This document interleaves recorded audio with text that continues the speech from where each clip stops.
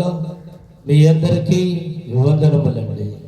ఈరోజు మన అంశం ఏమనగా అసాధ్యాన్ని సాధ్యము చేయగలిగిన దేవుడు. మన వల్ల కాదు అనుకున్న దాన్ని నెరవేర్చే దేవుడు. నేను చెయ్యలేను అనుకున్న పనిని చేసి చూపించే దేవుడు అండి మన దేవుడికి. మన యేసయ్యకి సమస్తము సాధ్యమే. మనకి అసాధ్యమని నిరుత్సాహపడాల్సిన అవసరం అయితే లేదు. మనం ఎవరి దగ్గరికి వెళ్ళాలి, ఎవరిని అడగాలి అనేది మాత్రమే మనం తెలుసుకుంటే చాలు. ప్రభు సన్నిధానానికి వెళ్ళాలి. యేసు నామములో నీవు ఏది అడిగినా యేసయ్య మన పక్షమున చేస్తానికి సిద్ధముగా ఉన్నాడు. అసాధ్యాన్ని సాధ్యం చేయగలిగిన దేవుడై ఉన్నాడు. కాబట్టి ప్రతి ఒక్కరూ విశ్వాసంలో బలపడి ప్రార్థనలో యేసయ్యని అడగమని యేసు నామములో వేడుకొనుచున్నాను. మనము వాక్య భాగంలోకి వెళ్దాము. మార్కు సువార్త 10వ అధ్యాయము 27వ వచనము. యేసు వారిని చూచి ఇది మనుషులకు అసాధ్యమే గాని దేవునికి అసాధ్యము కాదు. దేవునికి సమస్తమును సాధ్యమే అనును. దేనికంటే మనము మొట్టమొదటిగా ఇది తెలుసుకోవాలండి. మానవుడు యొక్క ఆలోచన, మానవుడు యొక్క నైజం ఎలా ఉంటుందంటే పోరాటం చేస్తాడు.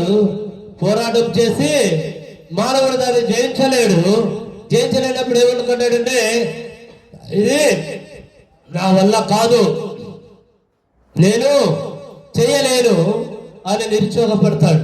ఎప్పుడైతే మనము గనక దేవుడిని ఆనుకున్నట్లయితే, దేవుని సన్నిధానానికి వెళ్ళినట్లయితే, యేసయ్య నాకు నువ్వు ఈ కార్యము చేయి తండ్రి అని దేవుడిని అడిగినట్లయితే, అది ఎంత పెద్ద కార్యమైనా నీ వల్ల కాదు అని నువ్వు కుంగిపోయినా యేసయ్య మన పక్షమున ఆ కార్యం చేస్తానికి సిద్ధముగా ఉన్నాడండి.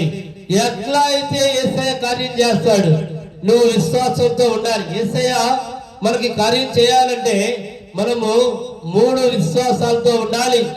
నువ్వు అడిగింది యేసయ్య విన్నాడు, నువ్వు యేసయ్యని నమ్మాలి. 3 యేసయ్య కార్యం చేసాడని చూడాలి. నువ్వు ఎప్పుడైతే ఈ 3లో నువ్వు బలంగా ఉంటావో, ఈ 3 కార్యాలు నువ్వు ఎప్పుడైతే విశ్వాసంతో ఉంటావో, యేసయ్య నీ జీవితంలో ఆ కార్యం చేస్తానికి నెరవేర్చుచున్నాడు. ఇంకోసారి చదవము. యేసు వారిని చూచి ఇది మనుషులకు అసాధ్యమే కానీ దేవునికి అసాధ్యము కాదని చెప్పుచున్నాడు. అంటే మీరేం చేయాలి?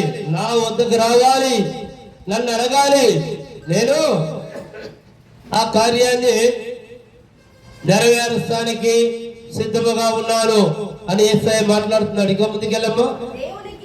దేవునికి ఏంటంట? యేసయ్యకి సమస్తము సాధ్యమే అని వాక్యము మనతో మాట్లాడుతుందండి. దేనికంటే ఈ లోకములో ఏదైనా సరే యేసు నామములో మనము చేయగలుగుతాం. జ్ఞాపకం పెట్టుకోండి, మీరెవరో కూడా నిరుత్సాహపడాల్సిన అవసరం లేదండి. దేనికంటే యేసు నామములో అన్ని జరుగుతాయి. ఇది జరిగింది, ఇది జరగదు అని కాదు. నువ్వు నీ కోరిక మంచిదైతే, నీ విధానం మంచిదైతే, నువ్వు అడిగేది మంచిదైతే యేసయ్య నీ జీవితంలో నువ్వు అడిగిన అన్ని కూడా నెరవేర్చడానికి సిద్ధముగా ఉన్నాడు. యేసయ్యకి మహిమ కలుగును గాక. మరొక వాక్య భాగానికి వెళ్దాం. ఇర్మియా 32వ అధ్యాయము 27వ వచనం.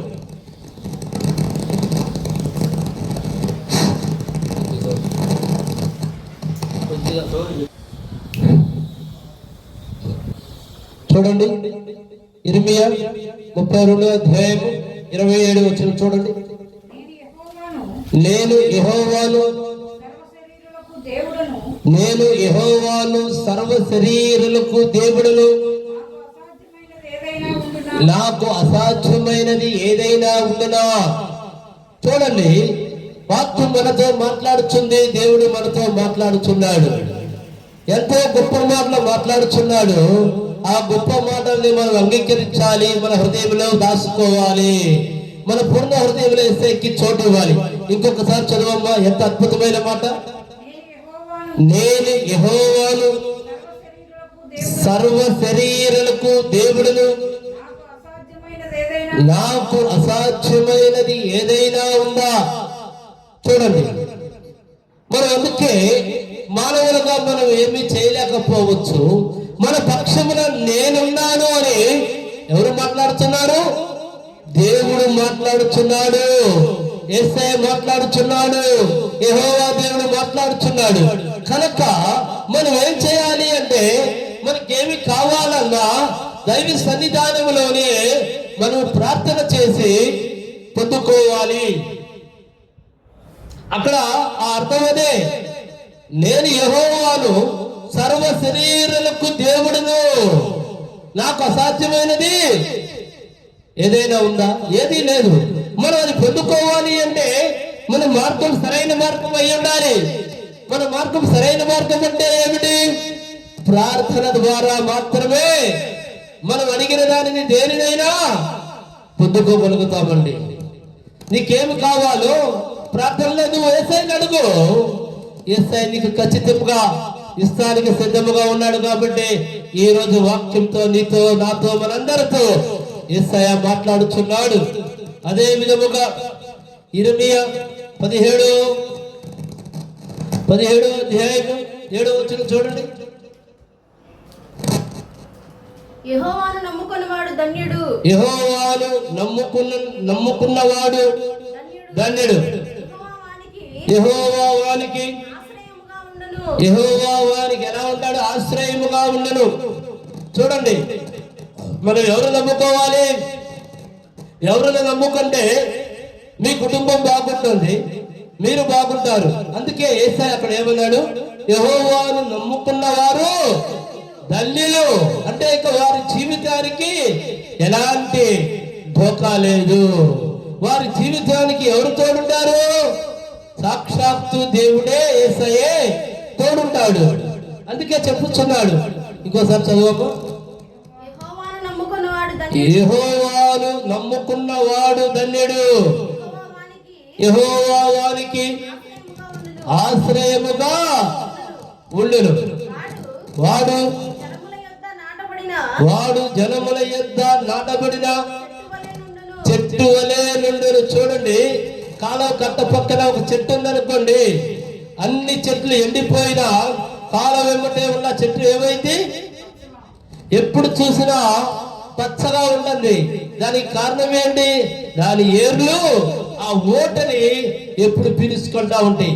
మనము కనుక నిరంతరము ప్రార్థనతో కనుక ఉన్నట్లయితే మన మాట ఎవరు ఆలకిస్తారు? దేవుడు ఆలకిస్తాడు. అప్పుడు నీకేమి జరుగుతుంది? ఎలా అయితే అది జీవాది ఓటలాక్కుంటుందో, దేవుని శక్తి నీ ప్రార్థన వల్ల నీతో ఉంటుంది. అనేకమైన కార్యాలు నీ నోటి మాట ద్వారా జరుగుతాయి. దేవుడు నిన్ను వాడుకుంటాడు, ఆయన కార్యాలకు నిన్ను వాడుకుంటాడు, ఆయన పనులకు నిన్ను వాడుకుంటాడు. దేనికంటే నువ్వు దేవుడికి నమ్మకముగా ఉన్నావు కనుక, యేసయ్యకి దగ్గరగా ఉన్నావు కనుక. దేనికంటే నీ కార్యము అన్ని కూడా యేసయ్య చూస్తున్నాడు కనుక. అందుకే మనందరం కూడా యేసయ్యకి దగ్గరగా జీవించాలి. యేసయ్యకి దగ్గరగా జీవించాలంటే ఎలా జీవించాలంటే ఆయన్ని ఆశ్రయించాలి. ఆయన ఎప్పుడు కూడా మన కోసం ఎదురు చూస్తున్నాడు. మనందరినీ కూడా ప్రేమించుచున్న దేవుడై ఉన్నాడు. అదే విధముగా మరొక వాక్య భాగంలోకి వెళ్దాం. మార్కు సువార్త 9వ అధ్యాయము 23వ వచనం చూడండి. అందుకు యేసు నమ్ముట నీ వలననైతే నమ్మువానికి సమస్తము సాధ్యపడుతున్నాడు. చూసారండి, ఫస్ట్ మనం ఏం చేయాలి? నా యేసయ్య ఉన్నాడు, నా మాట విన్నాడు, అని నువ్వు గనుక నమ్మినట్లయితే నమ్మువాడికి సమస్తము సాధ్యమండి. దేనికంటే అలా ఉండాలి అంటే ఎట్లా ఉండాలంటే మనము మొండితనముగా ఉండాలి. నా యేసయ్య నన్ను సృష్టించిన దేవుడు, నా యేసయ్య నన్ను బ్రతికిస్తున్న దేవుడు, నా యేసయ్య నన్ను పోషించుతున్న దేవుడు. కాబట్టి నా యేసయ్యే నా దేవుడు అని మొట్టమొదటగా నీవు నీ హృదయంలోకి యేసయ్యని ఆహ్వానించాలి, అంగీకరించాలి. నీ పూర్ణ హృదయాన్ని యేసయ్యకి ఇవ్వాలండి. అప్పుడైతేనే చదవమ్మ ఇంకోసారి. నమ్ముట నీ వలననైతే నమ్మువానికి సమస్తము సాధ్యమండి. అంత బలముగా నమ్మాలి మనం. ఇక ఎవరు ఏమి అన్నా చెప్పుకొని, ఎవరు ఏమన్నా అయిపోని, నీతో ఎవరున్నారు? యేసయ్య ఉన్నాడు. ఇక నీ ఆలోచనదే, నీకు బాధ వచ్చింది, నీకు కష్టం వచ్చింది, నువ్వు అట్ల వైపు చూడకూడదండి. ఎవరి వైపు చూడాలి? దేవుడి వైపు మాత్రమే నువ్వు చూడాలి. దేనికంటే నువ్వు ఎప్పుడైతే యేసయ్య వైపు చూస్తావో అవన్నీ కూడా నిన్నేమి చేయలేవు. మన దేవుడు వాక్యం రూపంలో ఈ రోజున మనతో మాట్లాడుతున్నాడు. నమ్ముట నీ వలనైతే నమ్మిన వాడికి సమస్తము సాధ్యమే. మనం నమ్మాలి. బైబిల్ మొత్తంలో కూడా, వాక్యం మొత్తం కూడా ఎక్కువగా నన్ను నమ్ము, నన్ను నమ్మితే నా మహిమను చూస్తామని చెప్పుతుందండి. మొట్టమొదటిగా మనం ఏం చేయాలి? నమ్మాలి. యేసయ్యనే నమ్మాలి. ఆయనను తప్ప మనం ఇంకా ఎవరిని నమ్మినా నీకు ఎలాంటి ఫలితము కూడా ఉండదు. ఎందుకంటే యేసయ్య వాక్యం మనతో మాట్లాడుతుంది. వాక్యము మనతో మాట్లాడుతుందంటే యేసయ్య మనతో మాట్లాడుతున్నాడు అని అర్థమండి. అదే విధముగా మరొక వాక్య భాగంలోకి వెళ్దాం. అపొస్తలుల కార్యాలు 18వ అధ్యాయం 10వ వచనం చూడండి.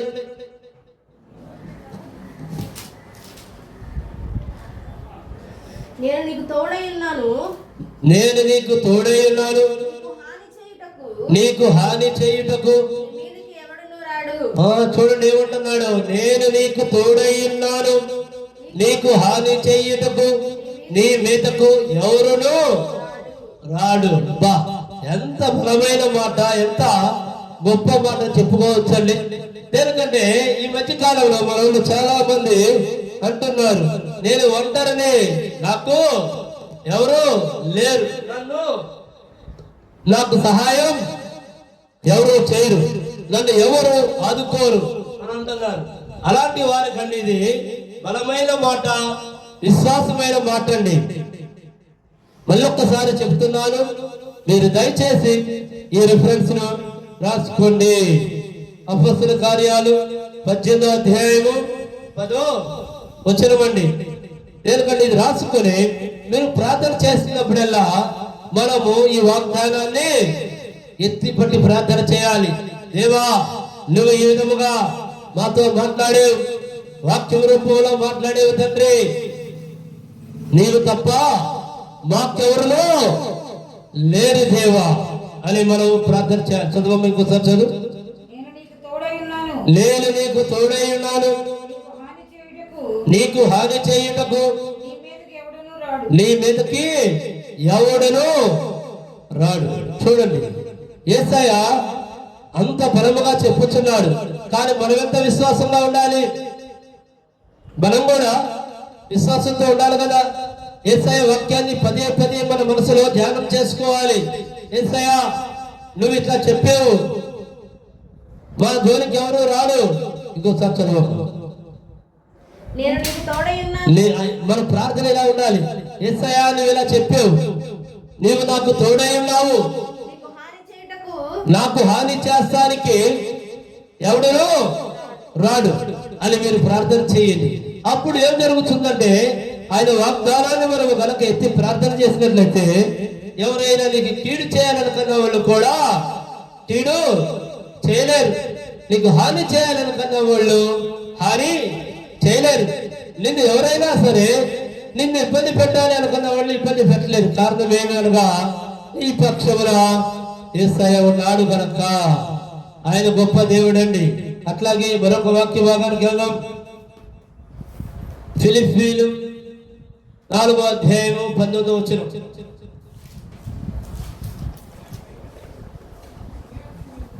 4వ అధ్యాయము 19వ వచనం. ఫిలిప్పీలు 4వ అధ్యాయము 19వ వచనం.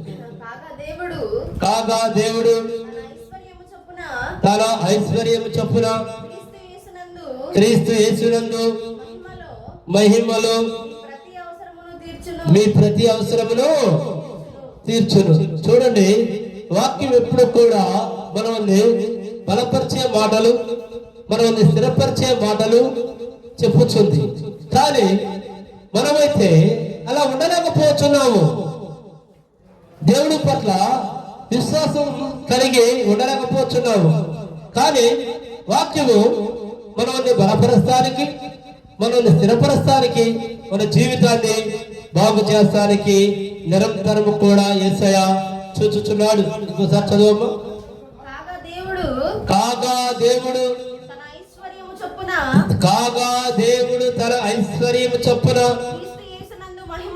క్రీస్తు యేసునందు. చూడండి, ఎవరు ఐశ్వర్యం చొప్పున అంటే ఐశ్వర్యం నాలోనే ఉందని దేవుడు చెప్పుచున్నాడు కదా. యేసయ్య కాదా? ఐశ్వర్యం ఎవరిలో ఉంది? యేసయ్యలోనే ఉంది. వాక్యం మాట్లాడుతుంది మనతో. మనం అందరం కూడా పరుగులు తీస్తుంది దానికోసమే కదా. మీరు ఎక్కడెక్కడే ఎత్తకొద్దు. మీరు దేనికోసమైతే పరుగులు తీస్తున్నారో ఆ ఐశ్వర్యం నాలోనే ఉంది. ఇంకోసారి చదువు అక్కడ నుండి ఫస్ట్ నుండి. కాగా దేవుడు తన ఐశ్వర్యము చొప్పున క్రీస్తు యేసునందు మహిమలో మీ ప్రతి అవసరమును తీర్చును. చూడండి, ఐశ్వర్యం ఎవరిలో ఉంది? యేసయ్యలో ఉంది. మీ ప్రతి ఒక్క అవసరత ఎక్కడుంది? క్రీస్తు యేసునందు మహిమలో. అంటే అసలు మనం ఎక్కడికి వెళ్ళాల్సిన అవసరం లేదండి. ఎవరి దగ్గరికి వెళ్ళాల్సిన అవసరం లేదు. మనం ఎవరిని అడగాల్సిన అవసరం లేదు. అన్ని కూడా ఎవరిలో ఉన్నాయి? యేసయ్యలోనే ఉన్నాయి. ఇంకా చదవము. దేనిని గురించి చింతింపకుడి గాని చింతింపకుడి గాని ప్రతి విషయములోను ప్రార్థన విజ్ఞాపన చేత కృతజ్ఞతాపూర్వకముగా మీ విన్నపములు చూడండి దేవుడికి తెలియజేయండి. అంటే మన విన్నపములు ఎలా తెలియజేయాలి? మనం నిరంతరము ప్రార్థనలో ఉండాలి. లేని అవసరతలు తీరుస్తాయని దేవుడు యేసయ్య మనతో మాట్లాడుచున్నాడు. మన విన్నపాలను ఎలా తెలియజేయాలి? ప్రార్థనలో కూర్చొని నీకేమి కావాలో నువ్వు యేసయ్యని అడుగుతానే ఉండాలి. యేసయ్య నువ్వు నాకు ఇచ్చేవాళ్ళు నమ్మాలి. ఎందుకంటే చూసి నమ్మినవాడు కంటే చూడక నమ్మినవాడు ధన్యుడు అన్నాడు. నువ్వు ప్రార్థనలో ఎలా అడగాలి?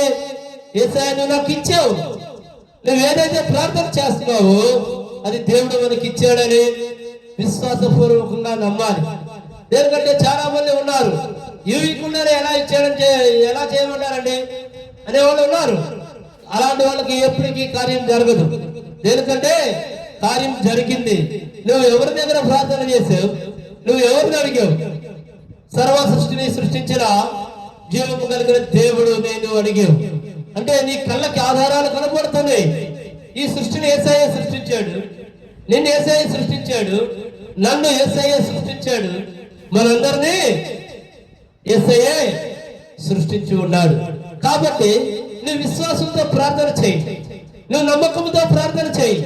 నువ్వు అడిగిన దానిని పొందుకున్నాను అని ప్రార్థన చేయి. అప్పుడు ఏం జరుగుతుంది చెప్పండి? మహా అద్భుతాలే జరుగుతాయి. ఆయన గొప్ప దేవుడై ఉన్నాడు. అందుకే మన ప్రార్థన ఎలా ఉండాలి అంటే విశ్వాస సహితమైనదిగా ఉండాలి. దేనికి? నా దేవుడు గొప్పవాడు, నా దేవుడు సర్వశక్తిమంతుడు.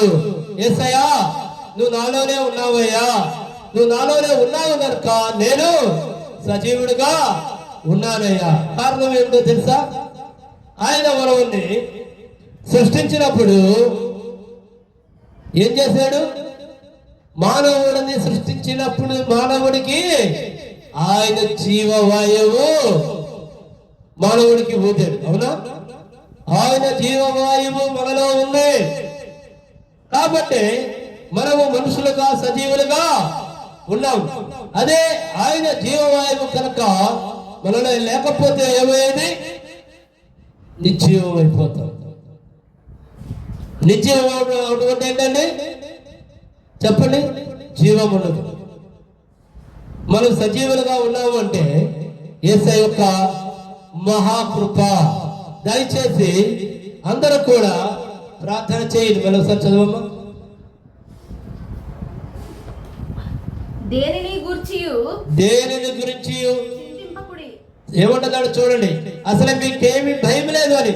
దేనిని గురించి మీరు చింతింపకుడి, కానీ ప్రతి విషయములోను ప్రార్థన విజ్ఞాపనముల చేత కృతజ్ఞత అంటే ఏంటండి?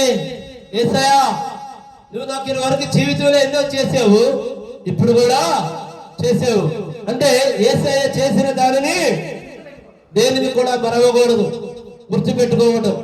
అర్థమైందా? ఆ విధముగా మనం కృతజ్ఞత పూర్వకముగా నా జీవితంలో ఎన్నో చేసేవయ్యా, ఇప్పుడు కూడా నువ్వు ఈ కార్యం చేసేవు తండ్రి అని కృతజ్ఞత పూర్వకముగా నీ విన్నపములు దేవునికి తెలియజేయాలి మనం. అర్థమైందండి? అప్పుడు ఏం జరుగుతుంది? అన్ని కార్యాలు యేసయ్య చేస్తానికి మన పక్షములో సిద్ధముగా ఉన్నాడు. అప్పుడు సమస్త జ్ఞానములకు మించిన దేవుని సమాధానము యేసుక్రీస్తు వలన మీ హృదయములకును మీ తలంపకులు కావులా ఉండెను. చూడండి, మన మనం ఏదైతే తలుస్తున్నామో దానికి యేసయ్య కావులు ఉంటాడు అంటున్నాడు. ఎందుకంటే మనం అనేకమైన తలుసుకుంటా ఉంటాం, నాకు ఈ కార్యాలు జరగాలని. ప్రతి ఒక్క తలంపుకు ఆయన ఏమంటున్నాడు? కావులు ఉంటాడంటున్నాడు. అంటే ఎవరు దొంగిలించకుండా. కాబట్టి మనం ఏది అడిగినా కానీ దేవుడు మన పక్షమున చేస్తానికి నేను సిద్ధముగా ఉన్నానని వాక్యముతో దేవుడు మనతో యేసయ్య మాట్లాడుతున్నాడు. కాబట్టి మనం అందరం కూడా బలమైన విశ్వాసంతో ఉన్నామండి. ఎందుకంటే మన దేవుడు సర్వము చేయగలిగిన దేవుడు, సమస్తము చేసే దేవుడు అండి. ఒక్కడే జ్ఞాపకం పెట్టుకోండి, మనం జీవించున్నామంటే యేసయ్య మనలో ఉన్నాడు. ఈ జీవవాయువు యేసయ్యది. ఈ జీవవాయువు కనుక లేకపోతే మానవుడు ఏమవుతాడు? చెప్పండి. నిశ్చయుడైపోతాడు. నిశ్చయుడైపోతే మానవుడిని భూమి మీద ఉంచాలని ఇమ్మీడియట్లీ కూడా తీసేస్తారు. జీవముగా ఉన్నంతసేపే మానవుడికి విలువ. యేసయ్య మనలో ఉన్నంతసేపే మనిషికి విలువ. కారణం ఏమిటో తెలుసా? ప్రతి ఒక్కరిలో కూడా యేసయ్య ఉన్నాడు. ప్రతి ఒక్కరిలో కూడా యేసయ్య జీవవాయువే ఉంది. కాబట్టి మనం ఎంతో భయభక్తులుగా జీవించాలి. మన దేవుడు గొప్ప దేవుడై ఉన్నాడు కనుక. ఎందుకంటే ప్రతి ఒక్కరు కూడా విశ్వాసంతో జీవించండి అని యేసయ్య ఈ రోజు మనతో ఉన్నాడు. ఈ రోజు మన అంశం ఏమిటి? అసాధ్యాన్ని సాధ్యం చేయగలిగిన దేవుడు. మనకు అసాధ్యమే, కానీ నేను సాధ్యం చేస్తున్నానని ఈ రోజున యేసయ్య వాక్యం రూపంలో మనతో మాట్లాడి మనతో ఉండి మనల్ని ధైర్యపరిచి మనతో ఉన్నాడని దయచేసి నమ్మండి. ఈ రోజు చెప్పిన ఈ రోజు మనం ఏమేమైతే రిఫరెన్స్ చెప్పుకున్నామో అవన్నీ కూడా మీరు రాసుకోండి. మీ ప్రార్థనలో ఈ వాగ్దానాల్ని ఎత్తిపట్టి ప్రార్థన చేయమని అడుగుతున్నాను. దేవుడు ఈ వాక్యముని దీవించును గాక. యేసయ్యకి మహిమ కలుగును గాక. ప్రార్థన చేసుకుందాం. తలలు ఉంచుకోండి. మా గొప్ప దేవ, మా యేసయ్య, నా తండ్రి, ఈ రోజు మీరు వాక్యముతో నా తండ్రి మాతో మాట్లాడి ఉన్నారు. సమస్తము నేను చేస్తానికి మీ పట్ల సిద్ధముగా ఉన్నానని దేవా మీరు వాక్యంతో మాతో మాట్లాడి ఉన్నారు తండ్రి. ఈ వాక్యంలో ప్రతి ఒక్క బిడ్డని తండ్రి దీవించి ఆశీర్వదించమని నజరేయుడైన యేసుక్రీస్తు నామములో ప్రార్థించి అడిగి వేడుకొనుచున్నాను మా ప్రియ పరలోకపు తండ్రి. ఆమేన్, ఆమేన్, ఆమేన్. అందరికీ వందనాలు. ప్రార్థించి అడిగి వేడుకొనుచున్నాను తండ్రి. ఆమేన్, ఆమేన్, ఆమేన్. ఆశీర్వాద ప్రార్థన తీసుకుందాం. తండ్రి, కుమార, పరిశుద్ధాత్మ నామములో త్రియేక దేవుని కాపుదల మనందరికీ తోడు నీడగా ఉండును గాక. ఆమేన్, ఆమేన్, ఆమేన్. అందరికీ వందనాలు.